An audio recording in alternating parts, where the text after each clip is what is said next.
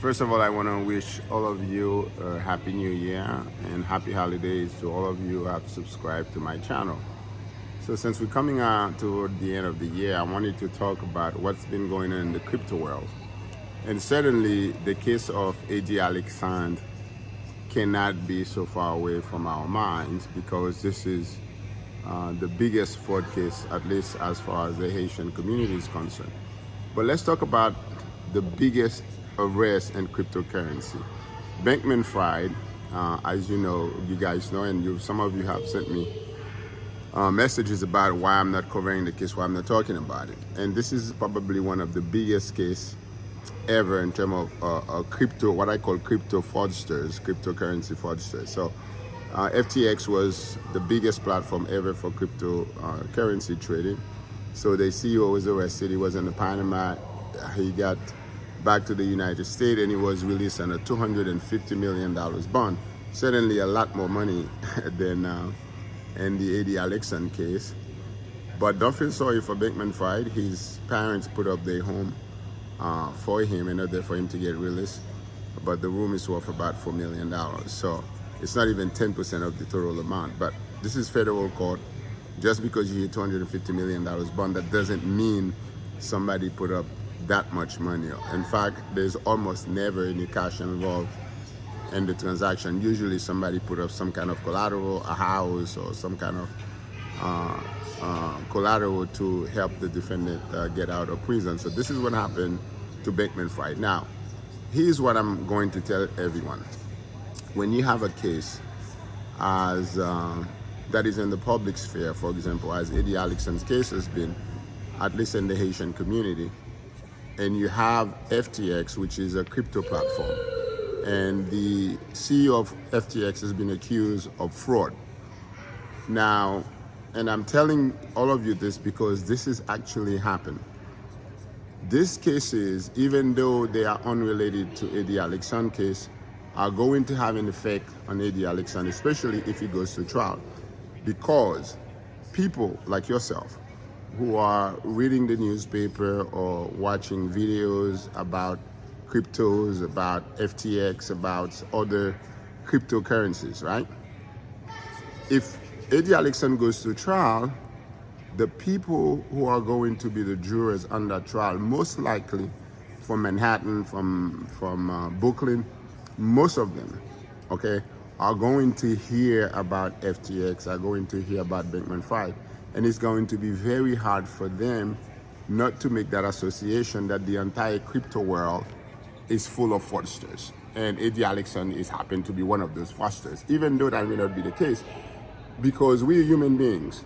And when we read things, especially things we read online, we tend to think there's some truth to it, because otherwise those things wouldn't be there. And you and I, some of us know that 90% of the things that you read online are actually untrue.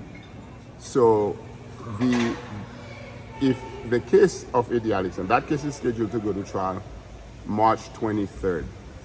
And I can almost guarantee you that the case will not go to trial March 23rd, probably sometime early in the summer or late summer.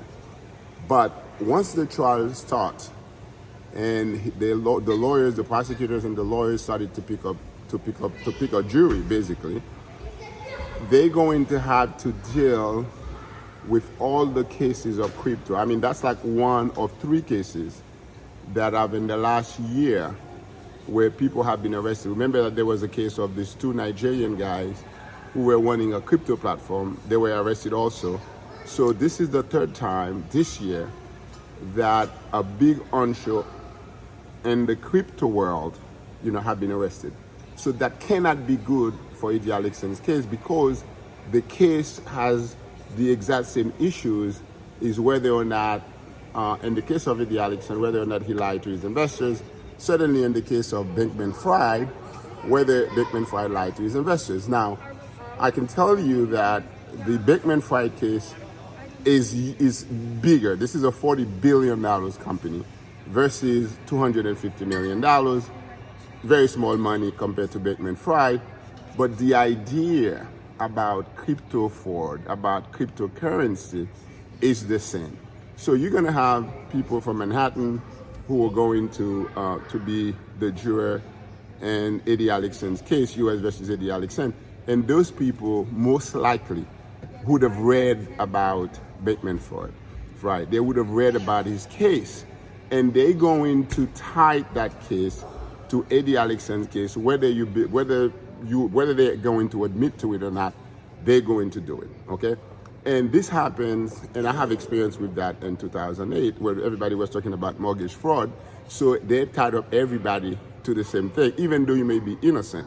So this is the problem that I think Eddy Alexandre's attorneys are going to face when they have to pick a jury. And the biggest thing is that in the federal system, it's not like the state system. You don't get to really voir dire the jurors the way you would do in the state system. The state system, a lawyer has more leeway to question jurors.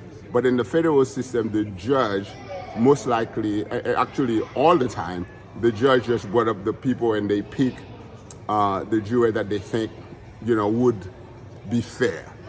But this cannot be good for Eddy Alexandre. The arrest of Bankman Fried cannot be good for Eddy Alexandre. And I hope, and I've always said that I hope that he wins the case. I hope that, that he beats the rap, even though I've said all the time that given what the government is saying and looking at what I know happened by talking to people who were very, very close to Eddy Alexandre, knowing the fact of the case, I find it very, very hard to figure out how he can actually win this case. So now, taking that and adding Bankman Fried and having people get this global view that somehow the entire crypto world is full of fraudsters is what I think the problem would be for Eddy Alexandre and his lawyers. So, thank you for watching. Don't forget to subscribe. If you haven't subscribed to The Real Professors, please do so now. So when I drop a video, you'll get a notice that a new video just come about. So again, Happy New Year to all of you. Happy holidays, and keep watching for more coverage on the crypto world. Thank you.